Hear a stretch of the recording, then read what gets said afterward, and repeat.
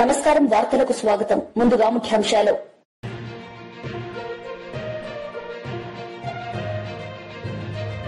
మాజీ CM Jagan media సమావేశం. CM Chandrababu నాయుడుపై పలు విమర్శలు.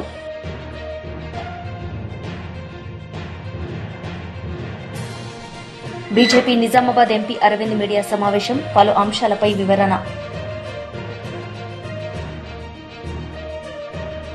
మాజీ సీఎం జగన్ మీడియా సమావేశం నిర్వహించారు. ఈ సందర్భంగా పలు అంశాలపై ఆయన మాట్లాడారు. ఈరోజు ఫిబ్రవరి 24వ తారీఖున గవర్నర్ గారి స్పీచ్, అదే రకంగా 28వ తారీఖున ప్రవేశపెట్టిన బడ్జెట్, వీటి అన్ని విషయాల మీద సుదీర్ఘంగా అసెంబ్లీలో ఎలాగూ ప్రతిపక్షం చెప్తా ఉన్న మాటలు ఎలాగూ వినే పరిస్థితి, అసెంబ్లీ నుంచి ప్రజలకు తెలిపే పరిస్థితి లేని పరిస్థితుల మధ్య మీ ద్వారా ప్రజలకు ప్రతిపక్షం సైడ్ నుంచి బడ్జెట్ మీద, గవర్నర్ ప్రసంగం మీద, వీటి అన్ని అంశాల మీద ఇటువైపున నాణ్యానికి ఇటువైపున వర్షన్ కూడా వినిపించే కార్యక్రమం చేస్తూ ఉన్నాం. నిజంగా చంద్రబాబు నాయుడు గారి 2 బడ్జెట్లు, ఇవాళ చంద్రబాబు నాయుడు ప్రవేశపెట్టిన 28వ తారీఖున తాను ప్రవేశపెట్టిన బడ్జెట్తో 2 బడ్జెట్లు తను ప్రవేశపెట్టినట్లు అయింది. ఈ 2 బడ్జెట్లు చంద్రబాబు నాయుడు గారివి గమనించినట్లయితే బాగా ప్రస్ఫుటంగా కూడా కనిపించేటి ఏమిటి అని అంటే, చంద్రబాబు గారు అన్ని రకాలుగా ప్రజలను మోసం చేసిన తీరు తేటతెల్లంగా కనిపిస్తుంది. ఎన్నికలకు ముందేమో బాబు షూరిటీ, భవిష్యత్ గ్యారంటీ, ఎన్నికలు అయిపోయిన తర్వాత మాత్రం బాబు షూరిటీ, మోసం గ్యారంటీ అన్న పద్ధతిలోనే ఆయన పాలన సాగుతూ ఉంది. బడ్జెట్ స్పీచ్ అంతా కూడా చూస్తే, బడ్జెట్ కానీ గవర్నర్ ప్రసంగం కానీ ఏది చూసినా కానీ కనిపించేది ఒకటే. గవర్నర్ ప్రసంగంలో వీళ్ళు రిప్లై ఇచ్చేటప్పుడు కానీ, బడ్జెట్ స్పీచ్లో కానీ ఎక్కడ చూసినా కానీ మనకు కనిపించేటివి 2 కనిపిస్తాయి. 1 పరనింద, 2 ఆత్మస్తుతి. ఈ 2 మాత్రం బాగా ప్రస్ఫుటంగా కనిపిస్తాయి.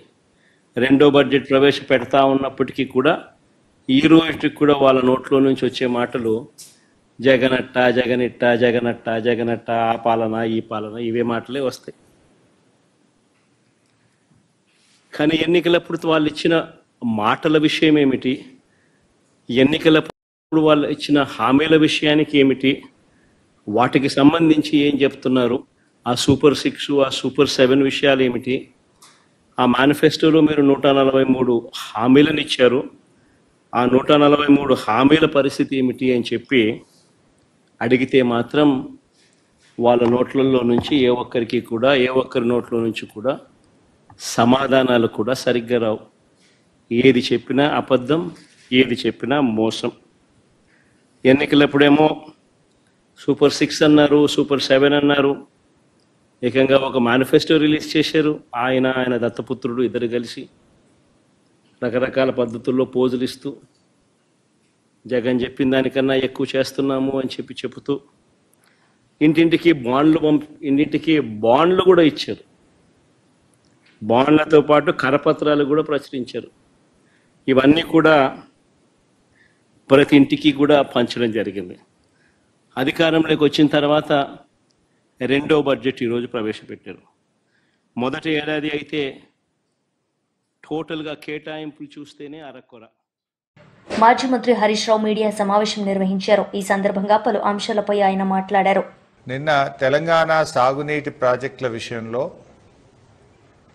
వారు నేను కాళేశ్వరం ప్రాజెక్టును వ్యతిరేకించలేదని, సముద్రంలో కలిసే నీళ్లు తీసుకువెళ్తున్నానని, తెలంగాణ ఆంధ్రప్రదేశ్ తనకు రెండు కళ్ళ లాంటివని, రెండు రాష్ట్రాలకు సమన్యాయం జరగాలని నేను కోరుకుంటున్నానని నిన్న ఆంధ్రప్రదేశ్లో వారు మాట్లాడారు. వాటిని ఆ వ్యాఖ్యలను నేను తీవ్రంగా ఖండిస్తా ఉన్నాను. పూర్తిగా సత్యదూరమైనటువంటి వాస్తవాలను ఆయన నిన్న మాట్లాడారు. వాటికి సాక్ష్యాధారాలతో సహా నేను చెప్పదలుచుకున్నాను. బాధ కలిగే అంశం ఏంటంటే రాష్ట్రంలో అధికారంలో ఉన్న కాంగ్రెస్ ప్రభుత్వం చేతగాంతనం వల్ల, రాష్ట్ర ప్రభుత్వ నిర్లక్ష్యం వల్ల, కేంద్రంలో అధికారంలో ఉన్న బీజేపీ పక్షపాత ధోరణి వల్ల ఇవాళ తెలంగాణ రాష్ట్రానికి తీవ్రమైన నష్టం జరుగుతూ ఉంది.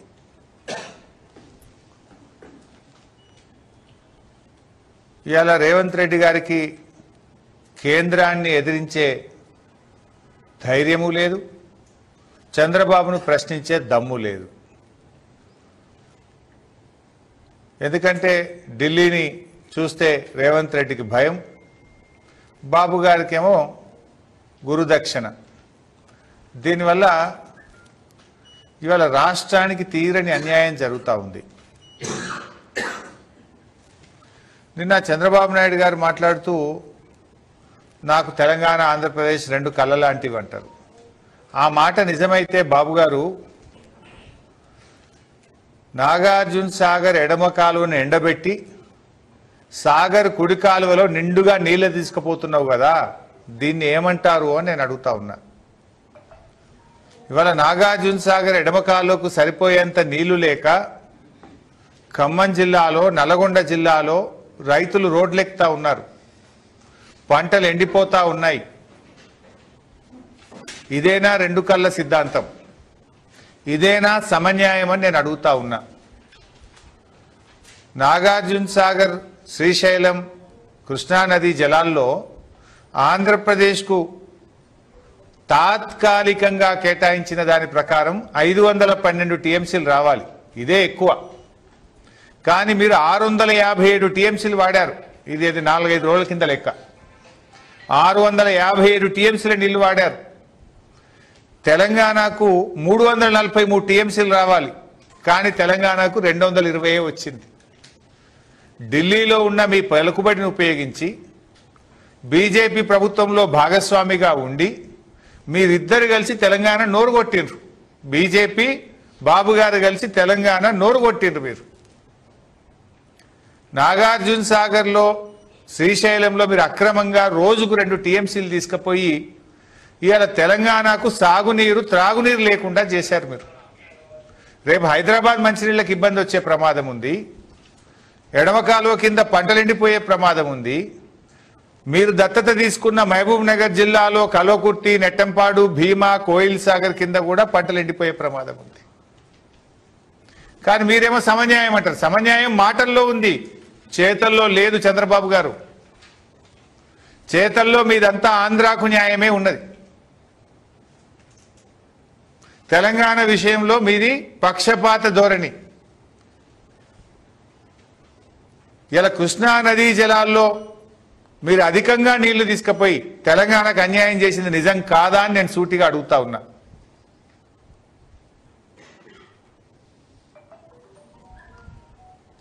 అదేవిధంగా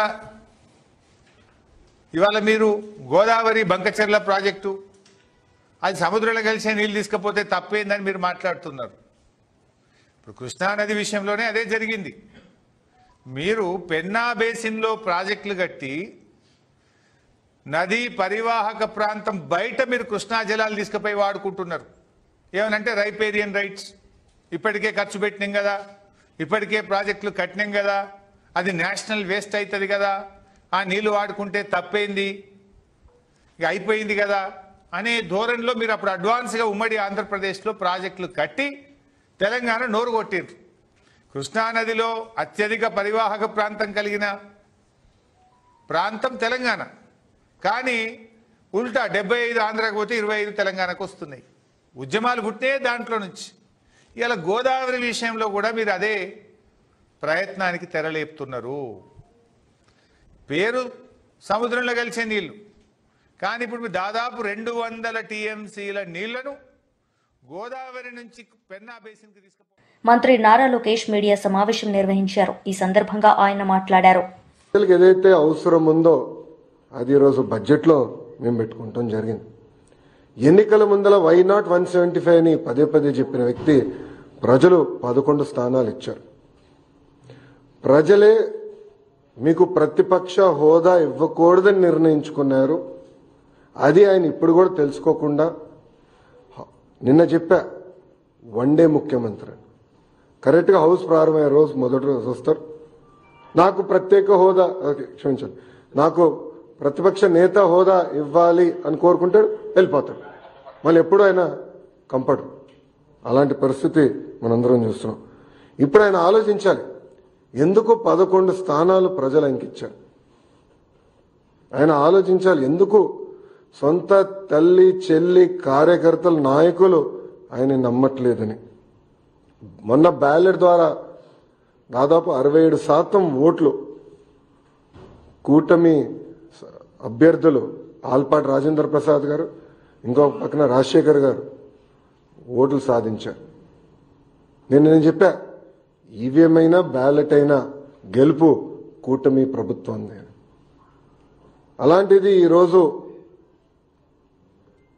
గౌరవ ఉప ముఖ్యమంత్రి గారిని కించపరిచే విధంగా ఆయన మాట్లాడారు.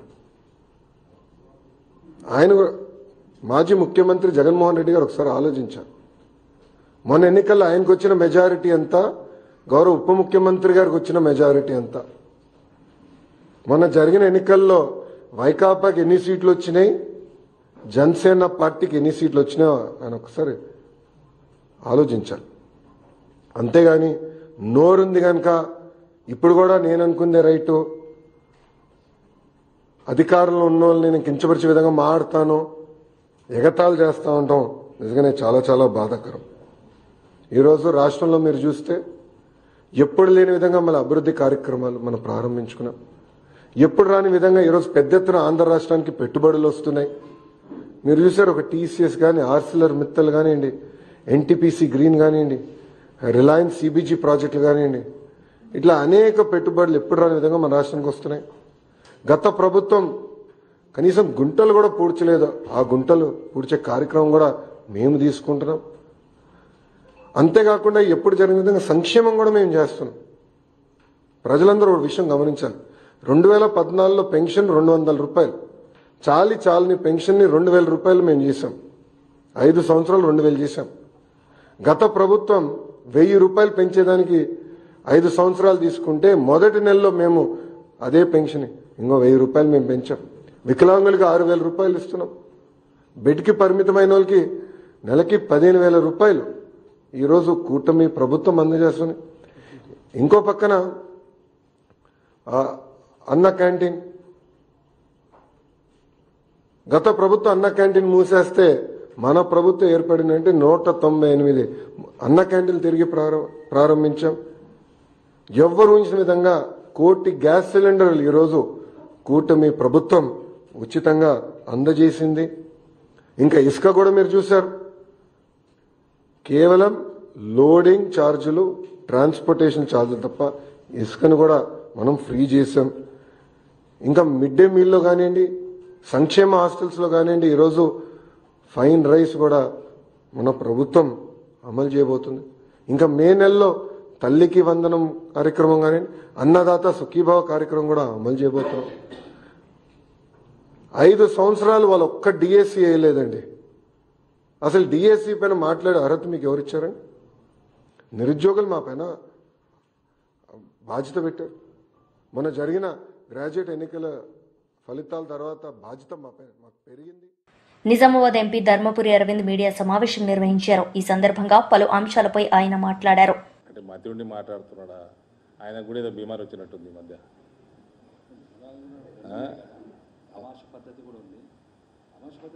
అంటే కాదు, 1977 సెన్సెస్ మీద ఇప్పుడు చేయాల్సింది ఏంది డిలిమిటేషన్?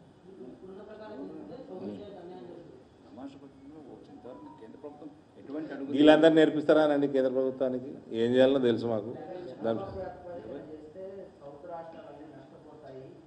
ఎట్లా నష్టపోతాయి? ఎందుకు తగ్గుతాయి?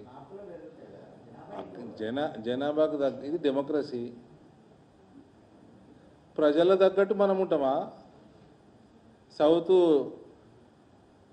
ఇండియా పాపులేషన్ ఎంత, నార్త్ ఇండియా పాపులేషన్ ఎంత, ఈశాన్యం పాపులేషన్ ఎంత, ఇటు వెస్ట్ పాపులేషన్ ఎంత? ఒక సైంటిఫిక్ అప్రోచ్ ఉండాలి.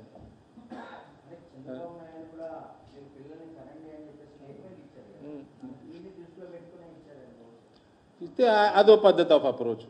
ఆయన జనాభా పెంచుకుందాము, మన వాల్యూ కూడా సెంటర్లో పెరుగుతుంది, భారతదేశంలో పెరుగుతుంది, ఆయన ఒక అప్రోచ్. ఇదే పద్ధతి అండి 1975 ప్రకారం చేయండి. ఏదైనా ఏ రాష్ట్రం నష్టపోకుండా భారతదేశంలో ఉన్న 30 రాష్ట్రాలను సమానంగా చూసే పార్టీ భారతీయ జనతా పార్టీ. దానికి ఒక వ్యాలిడిటీ లేదు, మన పార్టీ కాదు కదా.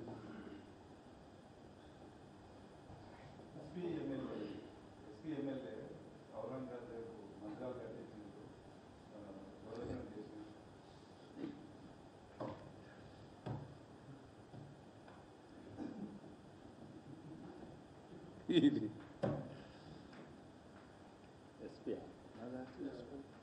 ఉత్తరప్రదేశ్ వాడు, సమాజ్వాదీ పార్టీ వాడు ఔరంగజేబు బొమ్మ పెట్టుకొని పూజ చేసుకోమని వాడిని. దానికి మొఘలాయల చరిత్రలో ఒకే ఒక్క పాలకుడు ఔరంగజేబు ఒక్కడే దేవాలయాలు కూర్చోడానికి మంత్రిత్వ శాఖ పెట్టింది. అది తెలుసుకోమన్నారు. ఔరంగజేబు పూజ చేసుకోమని వాడిని ఓడ అడ్డం పడ్డాడు.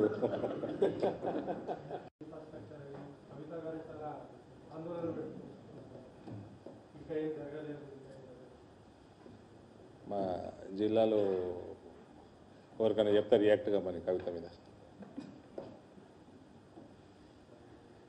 పసుపు బోర్డుకి చైర్మన్ అయిపోయాడు, పసుపు బోర్డుకి సెక్రటరీ అపాయింట్ అయిపోయింది, పసుపు బోర్డు ఇన్ఫ్రాస్ట్రక్చర్ కోసం బిల్డింగ్లు షార్ట్ లిస్ట్ అయిపోయినాయి, పంపించారు సెంటర్కి, కామర్స్ మినిస్ట్రీకి. క్లియరెన్స్ కాగానే తీసుకుంటారు, మొదలవుతుంది. పనులు మొదలైపోయినాయి. ఒక మీటింగ్ అయిపోయింది, బోర్డు మీటింగ్ అయిపోయింది ఒకటి 17వ తేదీన. 17 ఫిబ్రవరిలో ఫస్ట్ మీటింగ్ కూడా అయిపోయింది. ఇట్లా అవుట్డేటెడ్ లీడర్ల గురించి అడగకండి బ్రదర్.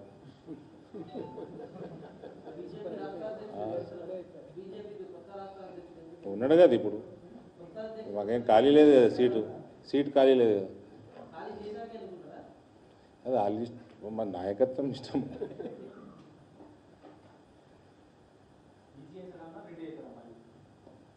హిందూ అవుతాడు.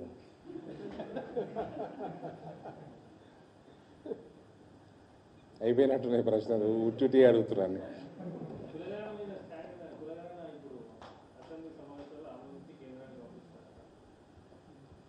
ఇప్పటి వరకు ఆయన ఆన్సర్ చెప్తలేరు నాకు. 90 లక్షల మంది గాయబ్ ఉన్నారు. మీరు అందరూ ఒప్పుకుంటారా? నేను నా చూసి ఉంటారు కదా, మళ్ళీ రిపీట్ చేయమంటే చేస్తా. మీరు 3,55,00,000 టోటల్ అన్నారు పాపులేషన్. మన ఎలక్టరల్ రోల్ తెలంగాణ 3,35,00,000 చూపిస్తుంది. అంటే నీ కులగణన ప్రకారం 20 లక్షల మంది మైనర్లు ఉన్నారు. నీ తెలంగాణ స్టేట్ పోర్టలే 6 సంవత్సరాల లోపల పిల్లలు 39 లక్షల మంది ఉన్నారన్నారు. 6 నుంచి 18 సంవత్సరాల లోపల ఉన్న మైనర్లు వాళ్ళు 78 లక్షల మంది ఉంటారు. 1,10,20 లక్షల మంది ఉండాలి మైనర్లు, ప్లస్ 335 ఎలక్టర్ రోలు. అంటే సుమారు 435-440 దాకా జనాభా ఉండాలా. నువ్వు 355 చూపిస్తుంది. ఈ 90 లక్షల మంది ఎటు పోయినరు? ఇటలీ పోయినరా అని అడిగిన. ఎటు పోయినరు? ఇంత స్పష్టంగా నీ పోర్టలు, నీ కులగణన, ఎలక్షన్ కమిషను రికార్డు డేటా. దీనికి ఆన్సర్ చెప్పడా? కాంగ్రెస్ వాడు చెప్పడా చేసినాడు? మంత్రి నాదెండ్ల మనోహర్ మీడియా సమావేశం నిర్వహించారు. ఈ సందర్భంగా పలు విషయాలపై ఆయన మాట్లాడారు. సాయంత్రం వరకు 7,772 కోట్ల రూపాయలతోటి ఈ ధాన్యం కొనుగోలు చేశాం. 94.6% 24 గంటల లోపే రైతు ఖాతాల్లోకి జమ చేశాం. అసలు ఊహించగలుగుతారా? మీరు ఎప్పుడైనా ఈ విధంగా నిజాయితీగా పనిచేశారా? ప్రజలకి మీరు అండగా నిలబడాల్సిన బాధ్యతని మీరు విస్మరించుకుని ఈ రోజున మీరు శాసనసభకు కూడా రాకుండా ఏ విధంగా వ్యవహరిస్తున్నారు? గతంలో వర్క్ ఫ్రమ్ హోమ్ ముఖ్యమంత్రి అయినా, వర్క్ ఫ్రమ్ హోమ్ ముఖ్యమంత్రి కాస్త ఈ రోజున వర్క్ ఫ్రమ్ బెంగళూరు శాసనసభ్యుడిగా తయారయ్యాడు. శాసనసభకు వచ్చి మీరు మాట్లాడాలి కదా ప్రజల సమస్యల పైన. ఆ బాధ్యత లేదా మీకు? దేనికోసం చెప్పండి. మేము కష్టపడి ఈ రోజున ఆర్థిక ఇబ్బందుల్లో కూడా ప్రతి కార్యక్రమం నెట్టుకుంటూ ప్రజల్లోకి వెళ్తుంటే సివిల్ సప్లైస్ కార్పొరేషనే ఈరోజు 41 కోట్ల రూపాయలు అప్పులు చేసి మీరు వెళ్ళిపోయారు. ఏ విధంగా మీరు ఈ ఆర్థిక వ్యవస్థని ఇంత దుర్మార్గంగా ఇబ్బంది పెట్టారో ప్రజలందరూ కూడా చూశారు. కూటమి ప్రభుత్వానికి మేము మాటిస్తున్నాం, వచ్చే 2 నెలల్లోనే 100% మా సూపర్ 6లో మేము ఇచ్చిన వాగ్దానాలు నిలబెట్టుకుంటాం. మేము అందించాల్సిన సహాయం, భరోసా ఎక్కడ కూడా పొరపాటు చేయం. ముఖ్యమంత్రి గారు, గౌరవ ఉప ముఖ్యమంత్రి గారు పదే పదే చెప్తా వస్తున్నారు, అన్నదాత సుఖీభవ అనే కార్యక్రమం ఖచ్చితంగా మేము రైతులను ఆదుకుంటాం. అదేవిధంగా తల్లికి వందనం, బిడ్డల్ని చదివించుకునే కార్యక్రమం, ఎంతమంది బిడ్డలున్నా సరే ఒక కుటుంబంలో వాళ్ళందరికీ కూడా 15,000 చొప్పున ఇస్తామని చెప్పి చాలా స్పష్టంగా దానికి బడ్జెట్ కేటాయింపులు కూడా చేసి మేము సిద్ధంగా ఉన్నాం.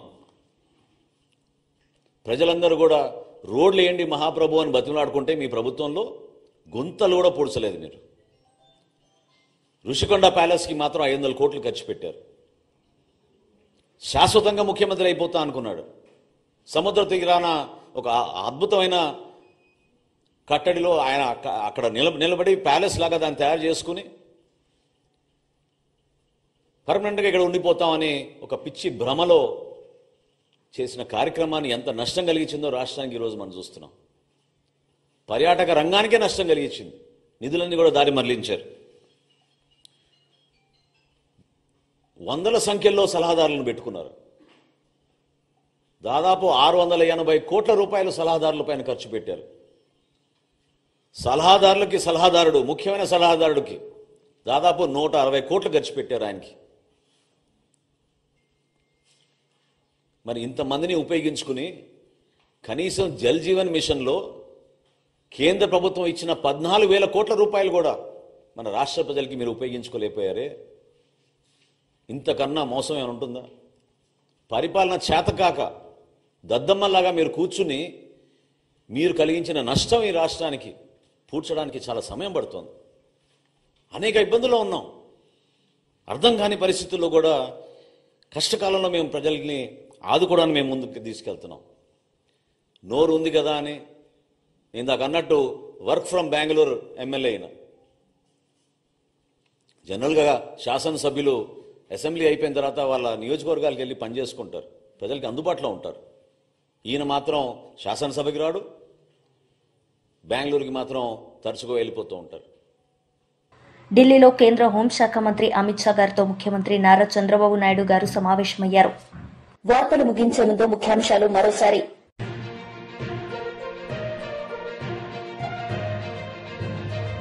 మాజీ సీఎం జగన్ మీడియా సమావేశం, సీఎం చంద్రబాబు నాయుడుపై పలు విమర్శలు.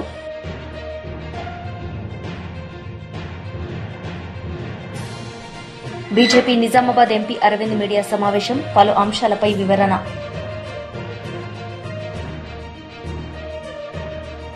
ఈ వార్తలు ఇంతటితో సమాప్తం. తిరిగి ప్రసారమయ్యే వార్తల్లో మళ్లీ కలుద్దాం. అంతవరకు సెలవు. నమస్తే.